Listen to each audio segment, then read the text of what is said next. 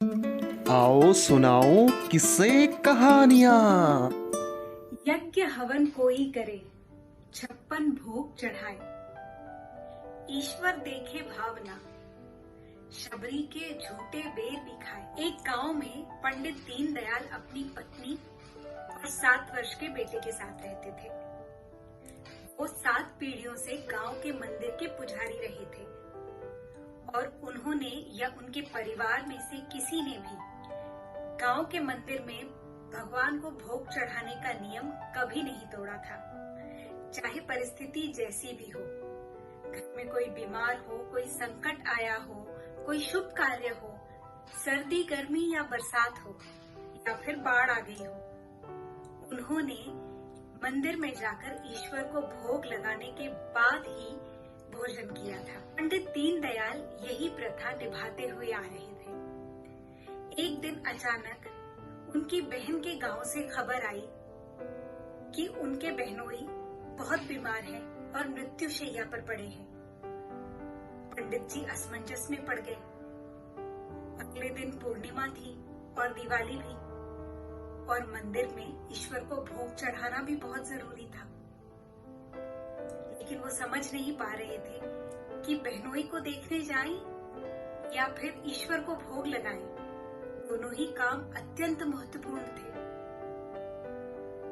यही सोचते सोचते उन्हें कुछ सूझा। उन्होंने अपने 7 वर्ष के बेटे को बुलाकर कहा, बेटा श्याम, मुझे किसी अत्यंत आवश्यक कार्य से गांव से बाहर जाना पड़ रहा है, लेकिन अब ये तुम्हें ध्यान रखना है कि भगवान को भोग लगाए बिना तुम अन्न का एक दाना मुंह में नहीं लोगे। मुझे वचन दो। श्याम ने पिता को वचन दिया कि मैं भगवान को भोग लगाए बिना अन्न ग्रहण नहीं करूंगा। पंडित जी आश्वस्त होकर यात्रा के लिए निकल पड़े। पिता के जाने के बाद श्याम ने भोग का थाल सजाया और मंदिर ले गया। वहां उसने भगवान को दिया लगाया, आरती की और भोग का थाल भगवान के आगे रख दिया और हाथ जोड़कर बैठ गया। इंतजार करने लगा कि भगवान आकर भोग ग्रहण करें। उसके पेट में भी चूहे कूद रहे थे और मन ही मन बहुत उत्साहित हो रहा था कि जब भगवान भोजन ग्रहण कर लेंगे तो वो भी पूर्णिमा का प्रसाद घर जाकर खाएगा। उसके दिमाग में पूड़ी, खीर, लड्डू और तरह तरह के पकवान घूमने लगे और वो खुश होकर मन में सोच रहा था कि भगवान भोग लगाए और फिर मैं घर जाकर खाना खाऊंगा। लेकिन ये क्या, बहुत देर हो गई, भगवान तो भोग लगाने आए ही नहीं।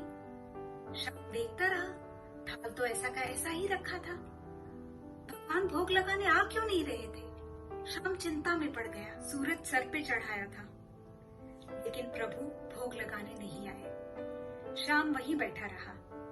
कुछ देर बाद उसके मित्र वहां से गुजरते हुए आए और उन्होंने देखा कि श्याम वहां बैठा हुआ है। श्याम से कहा, श्याम चलो हम सब जा रहे हैं नदी पर खेलने के लिए, तुम आओगे साथ? श्याम ने कहा, हाँ आऊंगा, लेकिन भगवान भोग ग्रहण कर ले फिर आऊंगा। उसके मित्र चले गए और वह बैठा बैठा ताकता ही रहा।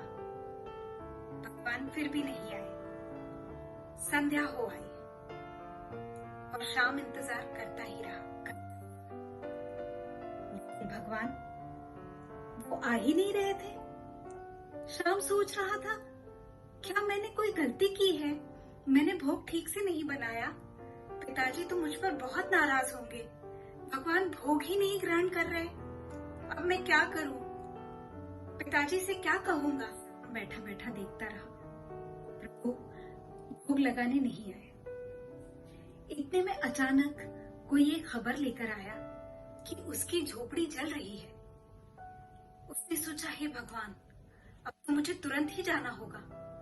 लेकिन फिर उसे पिताजी की बात याद आई।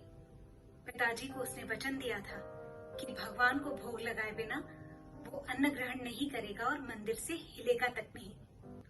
उसने कहा, चाहे जो हो जाए, मैं भगवान को भोग लगाए बिना यहाँ से नहीं जाऊंगा।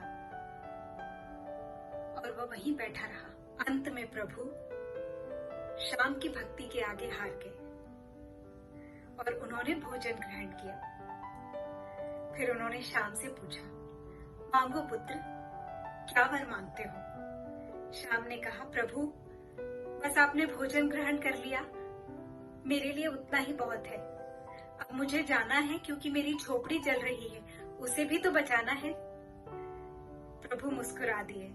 उन्होंने कहा, शाम, ये तुम्हारी परीक्षा थी और तुम उस परीक्षा में सफल हुए। चिंता न करो, तुम्हारी झोपड़ी को कुछ नहीं होगा। शाम ने प्रभु के चरण छुए और थाल लेकर वहां से चला गया। पिताजी के वापस लौटने पर उसने उन्हें पूरी व्यथा कह सुनाई। पिता भाव विभोर हो उठे और उन्होंने पुत्र को गले लगा लिया। पुत्र से कहा, जो हमारे परिवार में 7 पीढ़ियों में कोई न कर पाया, वो तुमने कर दिया है। तुमने प्रभु के दर्शन पा लिए हैं। हम सबका जीवन सफल हो गया है। तुम धन्य हो पुत्र, जो तुमने हमारे परिवार में जन्म लिया है। आपको हमारी आज की कहानी कैसी लगी, हमें कमेंट बॉक्स में लिखकर जरूर बताएं। और अगर आपने भी आस्था से जुड़ी इसी तरह की कोई कहानी सुनी हो तो उसे हमारे साथ शेयर जरूर करें। हम ऐसी ही और कहानियां आपके लिए लाते रहेंगे, तो उसके लिए हमारे चैनल को आप जरूर सब्सक्राइब करें। तो मिलते हैं फिर एक नई कहानी के साथ। तब तक के लिए नमस्कार।